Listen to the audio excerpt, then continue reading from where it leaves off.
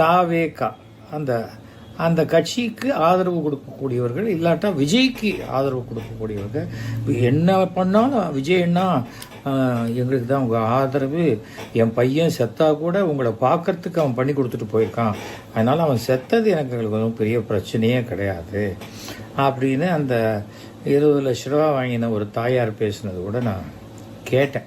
அரசியல்ங்கிறது மிகப்பெரிய கடல் அப்படின்னு ரஜினிகாந்த் சொல்லியிருக்காரு. எல்லாருக்குமே தெரியும். அது ஒரு ஆழமான புதை குழி, அது சுழல் அப்படின்னு எல்லாம் தெரியும். உள்ளே போனவங்களால வெளியில் வர முடியாது. அது ஒரு புலிவால் மாதிரி பிடிச்சிட்டா வெளியில் வர முடியாது. எல்லாருக்கும் தெரியும். கிட்டத்தட்ட 50 வயசான விஜய்க்கும் அது தெரிஞ்சிருக்கும். அது கூட தெரியாத ஒரு இக்னரண்ட் பர்சனாக விஜய் இருப்பார்லாம் நான் நினைக்கல. பொதுவாகவே அவருக்கு கூட்டம்னா பிடிக்காது. நடிகராக ஒரு 4 பேர் அவருக்கு ஒரு பத்திரிக்கை கொடுக்க வந்தால் கூட என்ன கூட்டமாக வந்திருக்கீங்க அப்படிம்பார். அவர் 4 பேரையே கூட்டம்னு நினைக்கிறவர். இப்போ பனையூர் பங்களாலையும் அவர் தனியாக தான் வசிக்கிறாருன்னு கேள்விப்படுறேன். பட்டினப்பாக்கத்துலேயும் அவர் தனியாக தான் வசிக்கிறார். கூட யாரோ ஒருத்தர் இருக்காங்க போல இருக்கு. ப்ராபப்ளி இந்த சமையல் வேலை செய்கிறவங்களோ இல்லை எடுபடி வேலை செய்கிறவங்களோ, அவ்வளோதான். நான் வேற ஒன்றும் சொல்லலை. எல்லாருக்கும் வணக்கம். இன்னைக்கு பசும்பொன் முத்துராமலிங்க தேவர் அவர்களுடைய குரு பூஜை, அவருடைய பிறந்தநாள். போய் அவருடைய சிலைக்கு மாலை போட்டுட்டு மரியாதை செலுத்திட்டு வந்தேன். ஒரு நேர்மையான அரசியல்வாதியாக இருந்தார். தேசியம், தெய்வீகம் எல்லாத்துக்கும் ஒரு உதாரணமாக இருந்தார். தேசப்பற்று உடையவராக இருந்தார். இந்த சமயத்தில் இப்போ நடிகர் விஜயை பற்றி பேச வேண்டிய ஒரு சூழ்நிலை. ஆக்சுவலாக நீங்கள் பார்த்தீங்கன்னாக்க, இந்த கரூர் சம்பவத்துக்கு பிறகு விஜய் வெளியில் வரவே இல்லை. நிறையா ஆனால் விஜய்க்கு பதிலாக அவரை சார்ந்தவர்கள், அவருக்கு ஆதரவாளர்கள்னு சொல்லி அவருடைய கட்சி அங்கீகாரம் பண்ணவங்களா இல்லையான்லாம் தெரியாது. ஆனால் அவர்கள் அந்த தாவேகா அந்த அந்த கட்சிக்கு ஆதரவு கொடுக்கக்கூடியவர்கள், இல்லாட்டா விஜய்க்கு ஆதரவு கொடுக்கக்கூடியவர்கள்.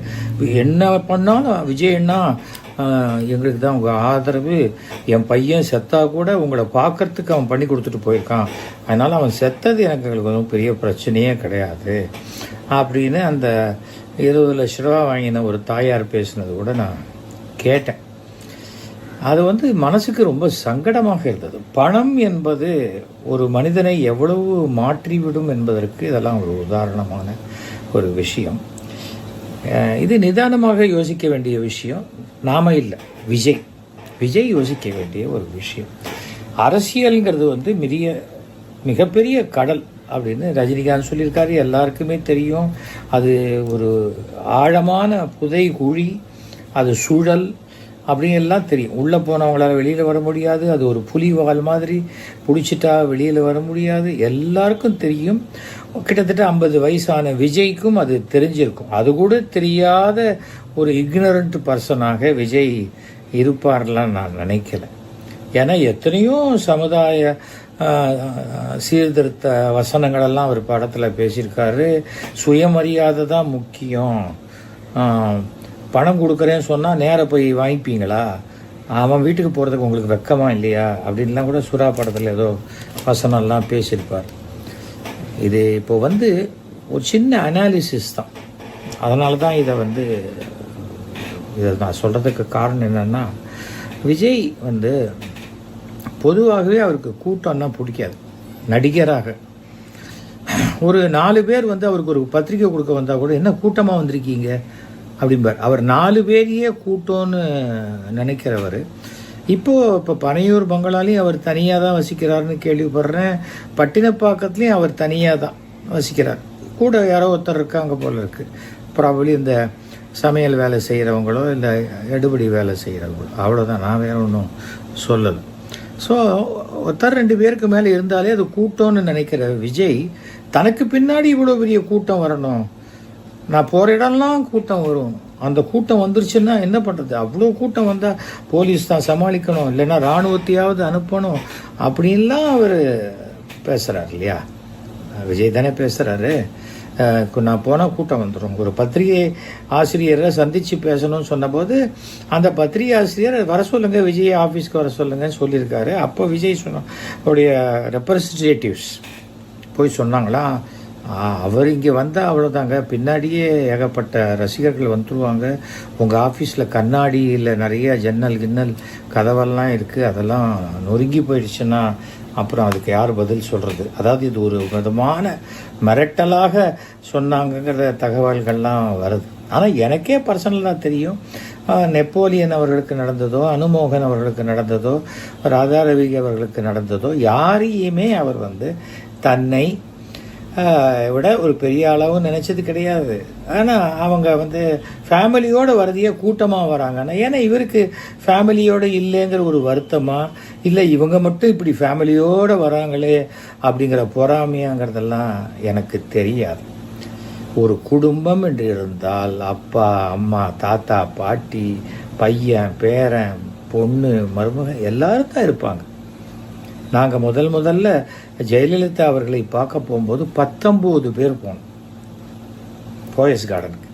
ஃபோட்டோ எடுக்கலாங்கும் போது நான் சொன்னேன், அம்மா இப்படி நின்னா இடம் பத்தாது, இந்த பக்கம் அகலவாட்டில் எல்லாரும் நிற்போம் அப்படின்னு சொல்லி நின்னோம். 19 பேர், நான், என் ஃபேமிலி, எங்கள் அப்பா அம்மா, என்னுடைய சம்பந்தி, அப்படி போனோம். என்டிஆரை பார்க்குறதுக்கு டெய்லி பஸ்ஸில் வருவாங்க. பஸ்ஸில் அப்படியே பஸ்ஸாக அப்படியே மொத்தமாக இறங்கி ஃபோட்டோ எடுத்துகிட்டு போவாங்க. அப்போல்லாம் இது கிடையாது, நம்ம செல்ஃபோன் கிடையாது, கேமரா வச்சு ஃபோட்டோ எடுத்துகிட்டு போவாங்க. அவர் அதுக்குன்னு ஒரு டைம் தினசரி ஒதுக்குவார்.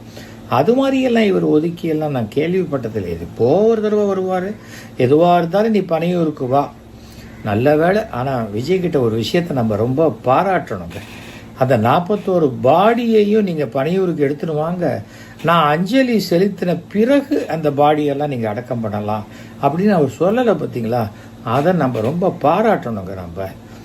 ஏன்னா 20 லட்ச ரூபா கொடுக்குறாருல்ல, 20 லட்ச ரூபா கொடுக்கும்போது அந்த பாடியை அப்படியே போட்டு வந்தால் கூட பரவாயில்லன்னு விஜய் நினைக்கலாம். அதில் அந்த சங்கவி அப்படிங்கிற பெண்மணியை நான் ரொம்ப பாராட்டுறேன். அவர்களுக்கு என்னுடைய வணக்கத்தை தெரிவித்துக் கொள்கிறேன். கணவர் இறந்து போயிருக்காரு. கணவர் இறந்து போகும்போது விஜய் ஆறுதல் சொல்வார்னு சொல்லியிருக்காங்க. ஆனால் அவருடைய அக்கௌண்ட்டில் பணம் வந்துருச்சு, விஜய் வரலை. இவரை நீங்கள் மெட்ராஸுக்கு வாங்க சொன்னால் வர முடியாதுன்னு சொல்லிட்டேன். நான் என்ன அங்கே ஆறுதல் வாங்கிக்கிறது அப்படின்னு சொல்லிட்டு போனேன். அதை விட சுயமரியாதையின் உச்சகட்டமாக அந்த பெண்மணி விஜயோடைய பேங்க்குக்கே பணத்தை திருப்பி அனுப்பிச்சிட்டாங்க. Hats off. இது மாதிரி தமிழ்நாட்டில் 100 பேர் இருந்தப்போ. ஏனென்றால் சுயமரியாதை என்பது யாரும் சொல்லி கொடுத்து வர்றது கிடையாது, அது உடம்புல ரத்தத்திலேயே இருக்கும். நான் சுயமரியாதைக்காரன் அப்படின்ட்டு பொத்து இன்னொருத்த காலில் போய் விழுறது சுயமரியாதை இல்லை. சங்கவிக்கும் விஜய்க்குமே ஆகலையா, இல்லை இந்த சங்கவிங்கிற பேர் விஜய்க்கு ஒத்துக்கலையா என்னன்னு தெரியல எனக்கு. ஆனால் இந்த கரூர் சங்கவிக்கு மீண்டும் மீண்டும் என்னுடைய அவங்களுடைய இழப்புக்கு எவ்வளோ ஆறுதல் சொன்னாலும் போகாது. ஆனால் அவங்க அதுலேருந்து மீண்டு வரணும்னு நான் கடவுளை பிரார்த்தனை பண்ணுறேன். அதே போல் எல்லாரையும் ஒரு ஹோட்டலுக்கு வரவழைச்சு, அவங்க வறுமையில் இருக்கிறவங்க, அவங்களுக்கு ஒரு 5 ஸ்டார் ஹோட்டலில் கொண்டு போய் உட்காத்தி வச்சா, பார்த்தியா நான் எவ்வளோ பெரிய சாப்பாடு போடுறேன், எப்படிப்பட்ட படுக்கை உனக்கு கொடுத்துருக்கேன், பார்த்தியா நீ என்னை மன்னிச்சிரு, நீ என்னை மன்னிக்காட்டால் கூட பரவாயில்ல, இந்த சந்தோஷத்தோடு போ ஊருக்கு அப்படிங்கிற ஒரு மனோபாவம் மிக கேவலமான மனோபாவம் இருக்கவே கூடாது. ஒருத்தன் தன்னை விட கீழான நிலையில் இருப்பவர்களை அவன் லெவலுக்கு இறங்கி நீ அணைச்சிக்கிட்டேன்னா நீ பெரிய மனிதன். அது இல்லாத வரைக்கும் நீ கேட்டுக்கிட்டே நில்லு, நான் இங்கேருந்து கையாட்டுறேன். ஏன் வாசலேருந்து கேட்டுக்கிட்ட போய் அவன் கையை பிடிக்க வேண்டியது தானே. நான் சங்கராச்சாரியோட கிட்டத்தட்ட 300 தலித்து கிராமங்களுக்கு சென்றிருக்கிறேன். எத்தனையோ குழந்தைங்க ட்ரெஸ்ஸே இருக்காது, அப்படியே சாக்கடைக்கிட்டெல்லாம் விளையாட்டுருக்கு. எல்லாரையும் நான் தூக்கி வச்சுட்டு இருக்கேன். என்ன கெட்டு போச்சு, என்ன கை அழுக்காயிடுமா? அது என்ன ஒரு கெட்ட பழக்கம். எந்த விதத்தில்? இதுவே சினிமானாக்க பொய்யான ஒரு சேரை பூசிக்கிட்டு பொய்யான ஒரு மேக்கப்பை கருப்பாக சில பேருக்கு போட்டு விட்டு அப்படியே கட்டிக்கிட்டு கொஞ்சினா அது ஏமாத்துற அயோக்கியத்தனம் இல்லையா? சினிமா வேற, அரசியல் வேற. கூட்டம் வரும்னு விஜய் சொல்கிறார் இல்லையா? அப்போ இந்த நீட்டினால் தற்கொலை செய்து கொண்ட அந்த பெண் அனிதா அவங்க வீட்டுக்கு போனபோது ஏன் கூட்டம் வரலை? ஏன் அந்த வீட்டில் தரையில் உட்காந்து அவங்க அண்ணன் தோளில் கையை போட்டுக்கிட்டு பேசிட்டு போனார்? ஏன்னா அதெல்லாம் ஒரு நடிப்பு. சில பேர் சொல்லி கொடுத்து செய்த ஸ்கிரிப்டட் ப்ரோக்ராம், எழுதி கொடுத்தபடி. அதே போல் ஒரு கர்சீஃபை கட்டிக்கிட்டு நம்ம பீச்சில், மெரினா பீச்சில் ஜல்லிக்கட்டுக்கு நடந்த போராட்டத்தும் போது அங்கே நின்று பத்தியா விஜய் ஆதரவு கொடுத்துருக்கார். ஏங்க அப்போ பரிசீஃபை கைட்டிட்டு டக்குன்னு ஸ்டேஜில் போய் நான் இதை ஆதரிக்கிறேன்னு சொல்லிட்டு தான் வரணும்? எத்தனை வருஷம் இந்த முகமூடி கொள்ளக்கார மாதிரி மூஞ்சியை மூடிக்கிட்டு ரகசியமாக செய்ய முடியும்? நாம் ரகசியமாக சில இடங்களுக்கு தான் போவோம். அது என்னங்கிறது எல்லாருக்கும், வயது வந்த எல்லாருக்குமே தெரியும். பப்புக்கு போனால் கூட ஐயோ இது அப்பா அம்மாவுக்கு தெரிஞ்சிச்சுன்னா என்ன பண்ணுறதுன்னு ரகசியமாக போகிறவங்க இருக்கிறான். சில பேர் வீட்டுக்கு போகிறவங்க ரகசியமாக போயிட்டு வரவங்க இருக்காங்க. பாம்பேயில் ரெட் லைட் ஏரியாவுக்கு போயிட்டு வரவங்க இருக்காங்க. கல்கட்டாவில் ரெட் லைட் ஏரியாவுக்கு போயிட்டு வரவங்க இருக்காங்க. அதை பெருமையாக ஃப்ரெண்ட்ஸ்கிட்ட சொல்லுவாங்களே தவிர பெற்ற அப்பா அம்மாட்ட சொல்ல மாட்டாங்க. கல்யாணம் பண்ணிக்கிட்ட பொண்டாட்டிக்கிட்ட சொல்ல மாட்டாங்க. கல்யாணம் பண்ணிக்க போகிற காதலிக்கிட்ட சொல்ல மாட்டாங்க. சொல்ல வேண்டியது தானே தைரியமா? சொல்ல மாட்டாங்க. அந்த மாதிரி இடத்துக்கு தான் நம்ம ரகசியமாக முகமூடியை போட்டுக்கிட்டு போகணும். இப்போ அதெல்லாத்தையும் விடுது. இப்போ சமீபத்தில் ஐ திங்க் அஜித் குமார்னு நினைக்கிறேன், ஒரு போலீஸ் விசாரணைக்கு பிறகு அவர் இறந்து போயிட்டாருன்னு சொல்லி அவர் வீட்டுக்கு எப்படி போனார்? அப்போ என் கூட்டமே வரல. சரி, எல்லாத்தையும் விடுங்க. பனையூரில் இப்போ நேற்று மகாபலிபுரத்தில் இந்த 41 பேருக்கு நிதி உதவியோ இல்லை அவங்களுக்கு ஆறுதல் சொன்னாரோ, அவங்க காலில் விழுந்து மன்னிப்பு கேட்டாரோ, இல்லை கையை காலாக நினச்சிக்கங்கன்னு சொல்லி தொட்டு கும்பிட்டாரோ தெரியாது. ஆனால் எல்லாரையும் ஒரே இடத்துல வைக்கலன்னு சொல்கிறாங்க. ஒவ்வொரு ரூமுக்கும் போனார் அப்படின்னு சொல்கிறாங்க. அதில் போய் தவறாக அங்கே ஏதோ அனிமூனுக்கு வந்தவங்க ரூமுக்குள்ளே போய் கதவை தட்டிட்டு போயிட்டாருங்கிற மாதிரி ஏதோ ஒரு செய்தி வந்தது. அது உண்மையாக பொய்யான்னு தெரில. அது நமக்கு சம்மந்தம் இல்லாத ஒரு விஷயம்னு வச்சுக்கோங்களேன். இவங்க அழிச்சிட்டு வந்ததுக்கு அது ஏன் பனையூரில் கூட்டம் வரல? ஏன் அவருடைய தொண்டர்கள், ரசிகர்கள், அந்த டிரான்ஸ்ஃபார்மர் மேலே ஏறி கொடுக்கிற அணில் குஞ்சுகள் அவங்கெல்லாம் வரவே இல்லை? வந்திருக்கலாம்ல. அந்த ஹோட்டலுக்கு கூட தானே நுழைய முடியாது. அந்த தெருக்கோடி அங்கே இங்கே மகாபலிபுரத்துலேருந்தே ஒரு 10,000 பேர் வந்திருக்க முடியாதா? இல்லை மகாபலிபுரத்தில் அவருக்கு ஆடியன்ஸே கிடையாதா? சொல்லட்டும். இதெல்லாம் பதில் விஜய் சொல்லணும். அதுதான் முக்கியம். அவர் சொல்ல மாட்டார். ஏன்னா அவர்கிட்ட பதிலே இல்லை. அதனால தான் நான் விஜய் ஆதரவாளன்னு சொல்லிக்கிட்டு அறகுறையா விஷயமே தெரியாதவன் ஓன்னு கத்துறான். இந்த அரசு சதி. அவருக்கு கரூருக்கு போனால் பாதுகாப்பு. என்ன பாதுகாப்பு இல்லை? கரூரில் என்ன உங்களுக்கு பாதுகாப்பு இல்லை? அப்போ பாதுகாப்பு இல்லைன்னா இப்போ இந்த தடவையும் உங்களுக்கு பிரச்சனையாக இருக்குமே கரூர்லேருந்து திரும்பி வரத்துக்கு. கரூர்லேருந்து நீங்களே தானே வேகமாக வெளியில் திருச்சி ஏர்போர்ட்டுக்கு போய் அங்கேருந்து வேகமாக தானே கிளம்பி மெட்ராஸுக்கு நைட்டு சாப்பிட்டீங்க வீட்டில் இல்லையா? புரிஞ்சுக்கணும். நீங்கள் தனி பிளேனில் போகிறீங்க. நீங்கள் தனி பிளேனில் போகலாம். தனி பிளேனில் கூட 6 பேர் வரலாம், 8 பேர். அந்த 8 ஓட்டு வந்தால் போருமா உங்களுக்கு? பாக்கி பேர் ஓட்டு வேண்டாமா? ஒரு ஓட்டில் தோற்று போனவங்க கூட இருக்காங்க மிஸ்டர் விஜய். அதை புரிஞ்சுக்கங்க. நீங்கள் என்னமோ 20% இருந்தால் நீங்கள் ஆட்சி அமைச்சிட முடியுமா?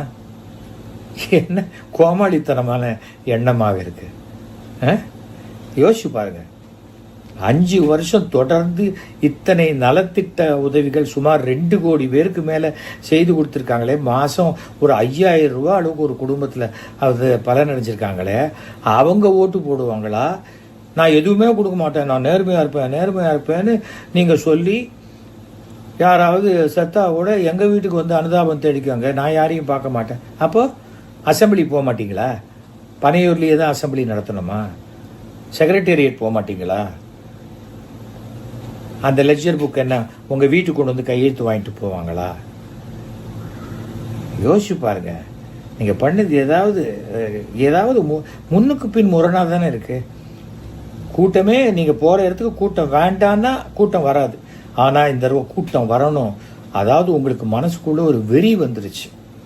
அதாவது கரூரில் செந்தில் பாலாஜி நடத்தின அந்த திமுகவினுடைய முப்பெரும் விழாவை விட நான் கூட்டத்தை காட்டுறேங்கிற வெறி இருக்கு பார்த்தீங்களா? அந்த வெறி உங்கள் கண்ணை மறைச்சிருச்சு. அதுதான் பிரச்சனை.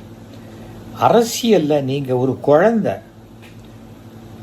புரியுதா? இந்தியாவில் ஸ்டேட்டு, சென்ட்ரல், பஞ்சாயத்தெல்லாம் ரூல் பண்ணி இந்தியாவிலேயே மிக மூத்த அரசியல்வாதி என்ற கலைஞர் கருணாநிதி அவர்களால் வழிநடத்தப்பட்ட கட்சி. இப்போ அவருடைய மகன் 72 வயது ஆன, 72 வயதுன்னு ஏன் சொல்கிறேன்? வயசு தான் அனுபவம். அதில் 50 வருஷத்துக்கு மேலே அரசியல் அனுபவம் பெற்ற முதலமைச்சர் ஸ்டாலின் தலைமையில் இந்த ஆட்சி நடைபெற்று கொண்டிருக்கிறது. சும்மா நீங்கள் போய் உங்களுக்கு ஸ்டாலின் எதிரி, எனக்கு திமுக தான் எதிரி அப்படின்னு நீங்கள் சொல்லலாம். ஒரு குழந்தை கூட தான் சொல்லும், இதான் அந்த தாத்தா தான் எனக்கு போட்டி அப்படின்னு. சரி, குழந்தை வளருது, சரி ஓரமாக போய் விளையாடு போ அப்படின்னு விரட்டி விடுவாங்க. அந்த மாதிரி விரட்டி விட்டுருவாங்க உங்களை. புரிச்சுக்கோங்க. எப்படி பிரச்சாரம் போவீங்க? எல்லாரும் எந்த தொகுதிக்கு? இன்றைக்கி நான் திண்டுக்கல் தொகுதியில் பிரச்சாரம் பண்ண போகிறேன்.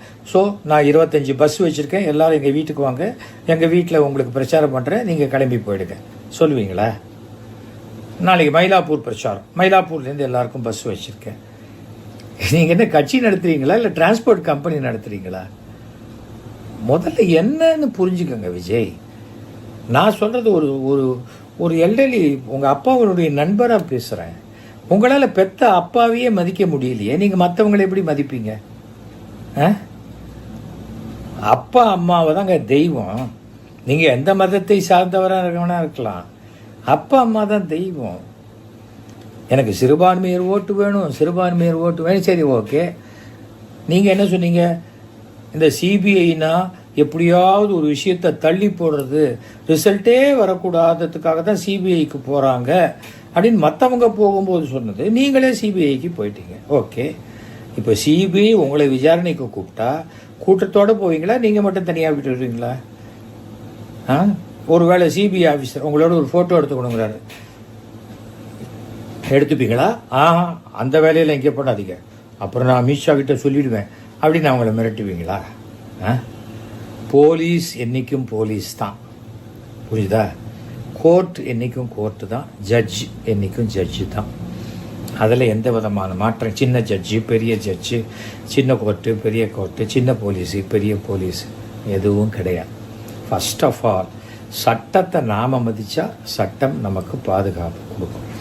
நீங்கள் என்ன கணக்கு போட்டீங்க? உங்களே ஏதோ அப்படியே ஆந்திராவில் ஒரு ஃபிலிம் ஆக்டரை அரெஸ்ட் பண்ண மாதிரி உங்களை அரெஸ்ட் பண்ணிவிடுவாங்க, அதை வச்சு பெரிய மைலேஜ் கெயின் பண்ணலான்னு நினச்சிங்க. உங்களை அப்படியே லெஃப்ட் ஹேண்டில் அப்படி தான் தள்ளி விட்டு போயிட்டார் ஸ்டாலின். அதெல்லாம் அவரெல்லாம் ஒன்றும் அரெஸ்ட் பண்ண வேணாம். சரி, ஓகே. இப்போ புதிய வாக்காளர் பட்டியல் சீரமைப்புக்காக உங்களுக்கு இன்விடேஷன் கொடுத்தாங்க, போனீங்களா? நீங்கள் ஒரு கட்சி தலைவர் தானே, போயிருக்க வேண்டாமா? கட்சி தலைவர் போகிற அளவுக்கு அது ஒன்றும் பெரிய இடம் இல்லை. சரி, உங்கள் ரெப்ரஸன்டேஷனாக யார் அனுப்பிச்சிங்க? ஆதவர்ஜன் அனுப்பிச்சிங்களா? இல்லையா? புஷி ஆனந்த், மிகச்சிறந்த உலகத்திலேயே மிக அதிகமான வாக்காளர்கள் கொண்ட தொகுதியில் ஜெயிச்சவர், அவர் அனுப்பிச்சிங்களா? யார் அனுப்பிச்சிங்க சொல்லுங்க. உங்களுக்கு அரசியல் நாலேஜ் பூஜ்ஜியமாக இருக்கு. நான் இதெல்லாம் நடந்த சம்பவத்தெல்லாம் பார்க்கும்பொழுது, உங்கள் செயல்பாடுகள்லாம் பார்க்கும்போது உங்களுக்கு உதயநிதி ஸ்டாலின் மேலே ஏதோ ஒரு பயங்கரமான ஒரு காழ்ப்புணர்ச்சி, ஒரு கோபம் இருக்கு. அந்த கோபம் நியாயமாக பார்த்தா உங்களுக்கு அதிமுக மேலே கொடநாடு எஸ்டேட் வாசலில் 2 மணி நேரம் உங்களை காக்க வச்சு திருப்பி அமிச்சாங்க இல்லையா, அந்த கட்சி மேலே இருந்திருக்கும் இல்லையா? அது ஞாபகம் வச்சுக்கோங்க. நீங்கள் எவ்வளவு சாமர்த்தியமாக நான் அதிமுகவோட தான் கூட்டணி, பிஜேபியோட எனக்கு கூட்டணி கிடையாது, பிஜேபி என் கொள்கை எதிரி அப்படின்னு சொல்லி அதிமுக பிஜேபியை தனியாக நிற்க வச்சுட்டு உங்களோட சேர்ந்துக்கிற மாதிரி எலெக்ஷனில் ஜெயிச்சப்புறம் பிஜேபியோடு சேர்ந்து பண்ணிக்கலாங்கிற மாதிரி ஒரு சூட்சமமான ஒரு விஷயத்தை பண்ணினா கூட அதை சராசரியாக ஓட்டு போகிறவனு கூட தெரியும். ஏனென்றால் இன்னைக்கு அதிமுக பிஜேபியோட கூட்டணியில் இருக்கு. அவர்கள் மதத்தை வைத்து அரசியல் செய்கிறவங்கன்னு எல்லாருக்கும் தெரியும். உங்களுக்கு சிறுபான்மையர் ஓட்டு வேணும்னு நீங்கள் பெருசாக நம்புறீங்க. சிறுபான்மையருக்கு எதிரானவர்கள் தான் பாஜகன்னு அந்த சிறுபான்மையர்கள் பெரும்பாலும் நம்புகிறாங்க. இப்போ என்ன பண்ணுவீங்க சொல்லுங்கள்? தவிர நீங்களும் எடப்பாடியும் ஒரே வேனில் தான் ஏறணும். உங்கள் வேனில் அவர் ஏறினாலும் சரி, அவர் வேனில் நீங்கள் ஏறினாலும் சரி. எடப்பாடி எனக்கு ஒன்றும் சமம் இல்லை, அவர் ஒரு படம் கூட நடிக்கலை, அவரை நானும் கையை தூக்கிட்டு அப்படி நிற்க முடியுமா அப்படின்னு நீங்கள் சொன்னால் அது எப்படி கூட்டணியாக இருக்கும்? உங்களுக்கு அதிமுக தொண்டர்களை பற்றி தெரியுமா? தலைமையை மதிக்காதவங்க, தலைமையை பற்றி தப்பாக பேசுகிறோம் யாராக இருந்தாலும் தன் தலைமையே சொன்னாலும் ஓட்டு போட மாட்டாங்க. அண்ணாமலையே நிற்கட்டும், ஒரு அதிமுக ஓட்டு கூட அண்ணாமலைக்கு விழாது. ஏன்னா அந்த அளவுக்கு அண்ணாமலை அதிமுகவை கேவலமாக பேசியிருக்கார். நல்லா தெரிஞ்சுக்க. உங்களுக்கு ஏதோ அண்ணாமலை பெரிய ஒரு காப்பாளராக வருவார்லாம் நீங்கள் நினச்சிடாதீங்க. அவர் யார்கிட்டயாவது நெருங்குறாருன்னா அவங்கள ஒழிக்கிறதுக்குன்னு அர்த்தம். அதுதான் அண்ணாமலையுடைய ஸ்ட்ராட்டஜி. புரியுதா? அதனால் கரூரில் என்ன உங்களுக்கு பிரச்சனை? நீங்கள் நேராக கரூர் போயிருக்க வேண்டியதானே. ஏன் கரூரில் கல்யாண மண்டபமே கிடைக்கலைங்கிறாங்க? எந்த கல்யாண மண்டபம் கிடைக்கல? வேற போட்டிங்களா? இந்த கல்யாண மண்டபத்துக்கு போனோம், இந்த மேனேஜர் கொடுக்க மாட்டேன்னு சொல்லிட்டாரு, போட்டிங்களா? எல்லாமே உங்கள் விஷயங்கள் இருக்கு இல்லையா, ஊகமும் தகவலும் அப்படி தான் வருது. அதுக்கு என்னன்னா உங்களை சார்ந்து சில பத்திரிகையாளர்களோ ஊடக ஆட்களோ இருக்கலாம். ஏன்னா ஒவ்வொருத்தருக்கும் அண்ணாமலை எப்படி தானே கிட்டத்தட்ட மாதம் 1 கோடி ரூபா வரைக்கும் செலவழித்து தான் அவர் தன்னுடைய பெயரை பிஜேபியை விட ஜாஸ்தியாக நிலைநிறுத்தி கொண்டார்னு அரசியல் வட்டாரங்கள்லேயே நிறைய பேர் பேசிக்கு நான் கேள்விப்பட்டிருக்கேன். அதனால் வெறுமனை அந்த ஊடகத்தை வச்சுக்கிட்டு, வெறுமனை அந்த சோஷியல் மீடியாவை வச்சுக்கிட்டு ஒரு எலெக்ஷன்லாம் ஜெயிக்க முடியாது. குடியாரன், குப்பை பொறுக்கிறவன், அதே போல் பிளாட்ஃபாரத்தில் வசிக்கிறவர்கள் எல்லாருக்கும் ஓட்டு உண்டு. அவங்களுக்கெல்லாம் நீங்கள் என்ன பண்ண போறீங்க? இதுவரைக்கும் உங்கள் கட்சியில் ஒரு கொள்கை, இதுதான் என் கட்சியோட கொள்கை, பிறப்போக்கும் அப்படின்னா அது ஒரு கொள்கையா? அது திருக்குறளை பாதி சொல்கிறீங்க. அதில் என்ன சொல்ற? எல்லா உயிருக்கும்னு சொல்லியிருக்காரு. எல்லா உயிருக்குன்னா ஈ, எறும்பு, கொசு, யானை, பன்னி, பசுமாடு எல்லாத்துக்கும் சேர்த்து தான். அப்புறம் என்ன பண்ணிடுவீங்க அதை வச்சுக்கிட்டு, அந்த திருக்குறளை வச்சுக்கிட்டு? உங்களுக்கு இங்கே இருக்கிற பெரியார் சமாதிக்கு போய் கூட மாலை போடணும், மரியாதை செலுத்தணும்னு தெரியல. எல்லார் பொம்மையும் வீட்லேயே வச்சுருக்கீங்க. பெரியார் சமாதியோ, அண்ணா சமாதியோ, இல்லை ராஜாஜி சிலையோ நீங்கள் கும்பிடுறீங்க. அவங்க எல்லார் சிலையும் சென்னைக்குள்ளே உங்கள் வீட்டிலேருந்து 20 கிலோமீட்டருக்குள்ளே இருக்குது. அதுக்கே உங்களால் போக முடியலன்னா நாளைக்கே ஒரு வெள்ளம் வருது, புயல் வருது, நீங்கள் எங்கேருந்து போய் பார்ப்பீங்க? ஒரு பேச்சுக்கு தான். அதெல்லாம் மினிஸ்டர் ஆனப்புறம் யோசிக்க வேண்டிய விஷயம். அதுக்கெல்லாம் உங்களுக்கு வாய்ப்பு கிடையாது இப்போதைக்கு. 2026ங்கிறத நீங்கள் மறந்துட்டு இன்னும் 2 படம் பண்ணிவிட்டு மக்களோடு அதிகமாக பழகிட்டு, கொஞ்சம் கொஞ்சமாக பழகி, எப்போ வேணால் ஃபோன் பண்ணால் விஜய்கிட்ட பேச முடியும், ஃபோன் பண்ணால் விஜயை போய் பார்க்க முடியும், நமக்கு ஏதாவது வேணால் விஜய் பண்ணி கொடுப்பாரு அப்படின்னு சொல்லலாம். 2 வயசு குழந்தை இறந்து போயிருக்கு. யாரை படிக்க வைக்க போகிறீங்க அந்த குடும்பத்தில்? அந்த குடும்பத்தில் நான் பார்த்துக்கிறேன். என்ன எப்படி பார்த்துப்பீங்க சொல்லுங்கள்? யோசிச்சு பாருங்கள். வாக்குறுதி கொடுக்கலாங்க, லைஃப் டைம் அதை நிறைவேற்ற முடியுமா உங்களால்? எப்படி முடியும்? தவிர சும்மா அரசு மேலேயே குற்றம் சாட்டுறது, போலீஸ் மேலே குற்றம் சாட்டுறது. நான் பர்மிஷன் கேட்டேன், ஒரு நாள் முன்னாடி பர்மிஷன் கொடுத்தாங்க அப்படின்னு சொன்னீங்க. சரி, என்னைக்கு கேட்டிங்கன்னா அதுக்கு முந்தின நாள் தான் கேட்டிருக்கீங்க. நீங்கள் பர்மிஷன் கேட்டு 24 மணி நேரத்துலேயே உங்களுக்கு பர்மிஷன் கொடுத்துருக்காங்களே, அப்புறம் அந்த பொய் சொல்கிறீங்க? அசிங்கமா இல்லையா உங்களுக்கு? சின்ன குழந்தையா நீங்கள்? ஐயா என் பல்பத்தை எடுத்துட்டா அப்படின்னு, டீச்சர் எனக்கு பல்பத்தை வாங்கி கொடுங்க அப்படிங்கிறது. கடைசியில் பார்த்தா அந்த பல்பும் உங்கள் பேக்கெட்லேயே இருக்கும். அந்த மாதிரி குழந்தையா நீங்கள்? ஏன் உங்கள் கட்சியில் இருக்கிறவங்க யாருமே கொஞ்சம் கூட மெச்சூரிட்டியே கிடையாதா? உங்கள் சினிமாவில் இருக்கிற மாதிரியே அந்த துணை பாத்திரங்கள் மாதிரியே நடந்துக்கிறாங்க எல்லாரும். பட்டாசு பாலு, ஆறுமுகம், அந்த மாதிரி அதே மாதிரி நடந்துக்கிறாங்களே. என்ன சொசைட்டிங்கிறது வேறங்க. பெண்கள் ஓட்டெல்லாம் பொறுக்கிங்க மாதிரி நடந்துக்கிற யாருக்குமே போடவே மாட்டாங்க. நீங்கள் பார்த்துருப்பீங்களே, நிறையா கட்சியில் பார்த்துருப்பீங்க. நிறையா கட்சியில் ரவுடி, சாராயம் காய்ச்சறவன் அந்த மாதிரி நிறுத்துவாங்க. அதில் அது இல்லாத ஒருத்தனுக்கு தான் ஓட்டு போடுவாங்க. ஏன்னா இந்த ஆள் வந்துட்டா இன்னும் நமக்கு மோசமாயிடும் அப்படின்னு சொல்லி. கட்சிக்கு ஓட்டு போடுறதுன்னு ஒன்று இருக்குது. ஆனால் கட்சியை தாண்டி அந்த வேட்பாளருடைய குணத்தையும் பார்த்து ஓட்டு போடுறவங்க தான் ஜனங்க. தமிழ்நாட்டு ஜனங்களை பற்றி நீங்கள் ரொம்ப ஓட்டு போடுறவங்கள பற்றியெல்லாம் தவறான எடை போட்டு வச்சுருக்கீங்க. ஏதோ தெலுங்கு படம்லாம் நிறையா பார்த்து டப்பிங் பண்ணுறதுக்காக நீங்கள் வச்சுருக்கீங்க அப்படின்னு நினைக்கிறேன். ஒன்றும் இல்லை, என்னுடைய 1000 உதவி வாங்கிய அபூர்வ சிகாமணி நாடகத்தை பாருங்கள், இல்லை என்னுடைய நாடகத்தெல்லாம் கேளுங்க. அதில் நான் என்ன பொலிட்டிக்கல் சட்டையரை பண்ணியிருக்கேங்கிறதெல்லாம் உங்களுக்கு தெரியும். அந்த சட்டையருக்குள்ளே நீங்கள் வந்துடக்கூடாது. உங்களையும் சேர்த்து வச்சு சட்டையர் பண்ணுற மாதிரி வச்சுக்காதீங்க. நீங்கள் இன்னும் ஒரு கவுன்சிலர் கூட உங்ககிட்ட வரல, புரியுதா? அதெல்லாம் தாண்டி எம்எல்ஏ வரணும். விஜயகாந்தை கம்பேர் பண்ணிக்கிறீங்க, எம்ஜிஆரை கம்பேர் பண்ணிக்கிறீங்க. விஜயகாந்த் 234 தொகுதியில் நின்னார் பெரிய கூட்டத்தோட. கடைசியில் விஜயகாந்த் மட்டும்தான் ஜெயிச்சார். விஜயகாந்தை விட அன்றைக்கி பாப்புலராக இருக்கிற கமலஹாசன் 234 தொகுதியில் நின்னார். அதில் கமலஹாசன் கூட ஜெயிக்க முடியல. இதுதான் அரசியல், தெரிஞ்சுக்காங்க. அதனால் சில விஷயங்களை நல்லா யோசிச்சு பாருங்கள். நீங்கள் யாரோடையும் டிஸ்கஸ் பண்ணவே வேண்டாம்.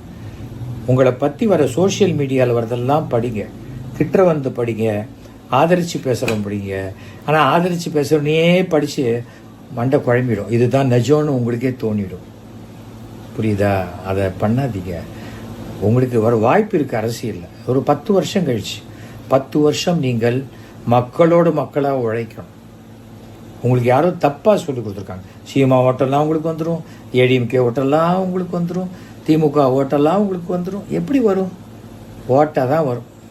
ஓட்டு வரவே வராது, வாய்ப்பே இல்லை.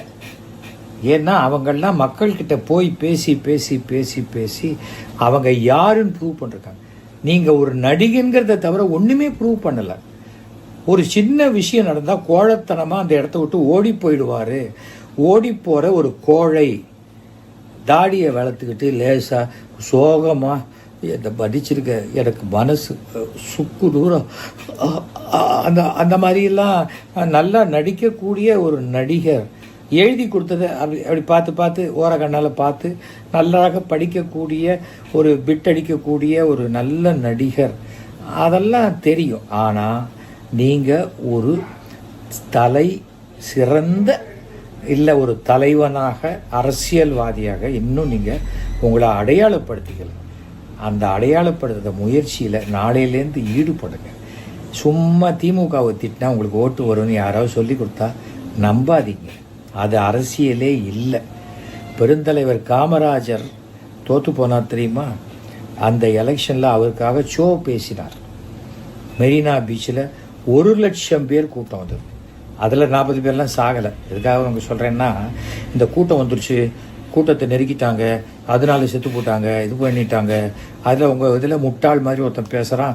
செத்து போனவங்க யாருமே இந்த கூட்டத்துக்கு வந்தவங்க இல்லை, மார்ச்சொரியிலேருந்து பாடியெல்லாம் எடுத்துகிட்டு வந்திருக்காங்க. அப்படின்னா மார்ச்சொரியிலேருந்து எடுத்துகிட்டு வந்த பாடிக்கு தான் நீங்கள் 20 லட்ச ரூபா பணம் கொடுத்தீங்களா?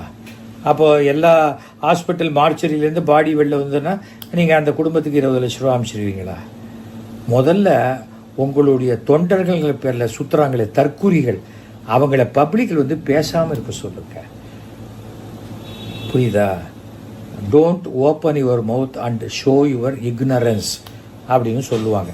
வாயை திறந்து உன்னுடைய முட்டாள்தனத்தை வெளிப்படுத்தி விடாதே அப்படின்னு அர்த்தம். அதை உங்கள் தொண்டர்களுக்கு நீங்கள் சொல்லுங்கள். ஏதோ டிவி கிடைக்குதுன்னு அங்கே போய் 4 பேர் அசிங்கப்படுத்துகிறாங்க, அதை வாங்கிட்டு வரீங்க. அந்த அசிங்கம் முழுக்க அவங்க அடிக்கிற சேரு முழுக்க அது உங்கள் மூஞ்சியில் அடிக்கிறாங்கன்னு நீங்கள் புரிஞ்சுக்க. எல்லாத்துக்கும் நான் இவ்வளோ தூரம் ஒரு அக்கறையோடு நான் பேசுகிறேன்னு காரணம் என்னென்னா, அரசியலுக்கு யார் வேணால் வரலாங்க, ஒரு பிரச்சனை கூட கிடையாது, புரியுதா? அரசியலில் யார் வேணால் வரலாம்.